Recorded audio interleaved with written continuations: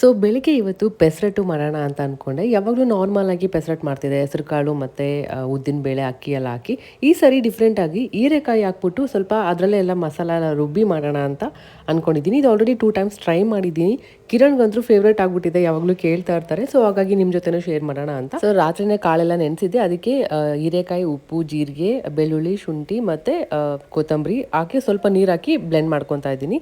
ಅದು ನಾನು ನೆನೆಸಿದ್ದು 1 ಕಪ್ ಹೆಸರು ಕಾಳು ತೊಗೊಂಡ್ರೆ 3/4 ಕಪ್ಪಷ್ಟು ಉದ್ದಿನ ಬೇಳೆ ತೊಗೊಂಡಿದ್ದೀನಿ. ಹಾಗೆ ಅರ್ಧ ಕಪ್ಪಷ್ಟು ಸೊಸೈಟಿ ಅಕ್ಕಿ ಬರುತ್ತಲ್ಲ ಅದು ಕೂಡ ತೊಗೊಂಡಿದ್ದೀನಿ. ಸೊ ಇಷ್ಟು ಹಾಕಿ ಸ್ವಲ್ಪ ನೀರು ಹಾಕಿ ನಮ್ಗೆ ಎಷ್ಟು ಬೇಕೋ ಅಷ್ಟು ನೀಟಾಗಿ ಬ್ಲೆಂಡ್ ಮಾಡ್ಕೊಂಡ್ರೆ ಆಯಿತು. ನಾನು ಜಾಸ್ತಿನೇ ಮಾಡ್ತಾ ಇದ್ದೀನಿ ಕ್ವಾಂಟಿಟಿ, 2 ಸರಿ ತಿನ್ನಕ್ಕೆ ಚೆನ್ನಾಗಿರುತ್ತೆ ಅಂತ.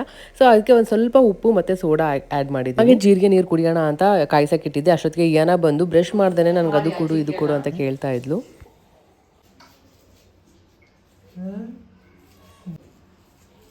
Good girl. ಹಾಂ, ಕೆಳಗೆ ಮೇಲೆ ಎಲ್ಲ ಕಡೆ.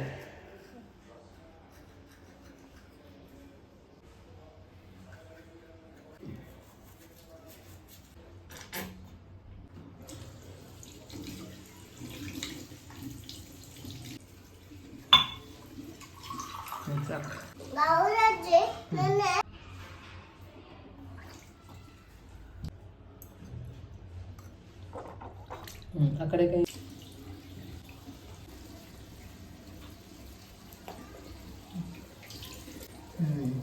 Good job. ಬೆಳಿಗ್ಗೆ ಇವಾಗ ಅವಳು ಎದ್ದ ತಕ್ಷಣ ಅವಳಷ್ಟಕ್ಕೆ ಅವಳೇ ಬ್ರಷ್ ಮಾಡ್ಕೊತಾ ಇದ್ದಾಳೆ. ಇದು ನನ್ನ ತಂಗಿ ಏನೋ ಬರ್ಡೇಗೆ ಅಂತ ಕೊಟ್ಟಿದ್ದು ಗಿಫ್ಟ್. ಸೊ ಅವಳಿಗೆ ಆರಾಮಾಗಿ ಹೋಗಿ ಎಟಕ್ಸತ್ತಲ್ವ, ಸೊ ಬ್ರಷ್ ಮಾಡಿಕೊಂಡು ಅದು ಹೈಟ್ ಕೂಡ ಮಾಡ್ಬೋದು. ಅವಳಷ್ಟಕ್ಕೆ ಅವಳೇ ಮಾಡಿದ್ದು ತುಂಬ ಖುಷಿ ಆಯಿತು ಬ್ರಷ್ ಎಲ್ಲ. ಸೊ ಹಾಗೆ ಮಾವಾಗೆ ಕಾಫಿ ಮಾಡ್ಕೊಡೋಣ ಅಂತ ಮಾಡ್ಕೊಡ್ತಾ ಇದ್ದೀನಿ. ಹಾಗೆ ನಾನು ಬೆಳಿಗ್ಗೆ ಎದ್ದ ತಕ್ಷಣ ಜೀರಿಗೆ ನೀರು ಕುಡಿತಾ ಇದ್ದೀನಿ. ಬಾಲ್ಕನಿಯಲ್ಲಿ ಕುತ್ಕೊಂಡು ಆರಾಮಾಗಿ ಒಂದು 5 ನಿಮಿಷ ಕುತ್ಕೊಂಡು ಕುಡಿದ್ರೆ ಏನೋ ಒಂಥರ ರಿಲ್ಯಾಕ್ಸ್ ಆಗುತ್ತೆ. ಏನ ಅಂತೂ ಅವಳು ಕುಡಿಸ್ಬಿಡ್ತೀನಿ ಅಂತ ಅವಳು ಬರೋಕ್ಕೆ ರೆಡಿ ಇರಲಿಲ್ಲ. ಒಂದೊಂದ್ಸರಿ ಜೀರಿಗೆ ನೀರು ಬೇಕು ಅಂತ ಕೇಳಿ ಕುಡಿತಾ ಇರ್ತಾಳೆ, ಒಂದೊಂದ್ಸರಿ ಬೇಡ ಅಂದರೆ ಬೇಡ ಆ ಥರ. ಸೊ ಹಾಗೆ ಇದು ದೋಸೆ ಜೊತೆ ಚಟ್ನಿ ಇದ್ರೆ ಚೆನ್ನಾಗಿರುತ್ತೆ ಅಂತ ಚಟ್ನಿ ಕೂಡ ಮಾಡಿದ್ದೆ. ನಾಷ್ಟ ಎಲ್ಲ ಆಯಿತು, ಟೀ ಕೂಡ ಇಟ್ಟಿದ್ದೆ.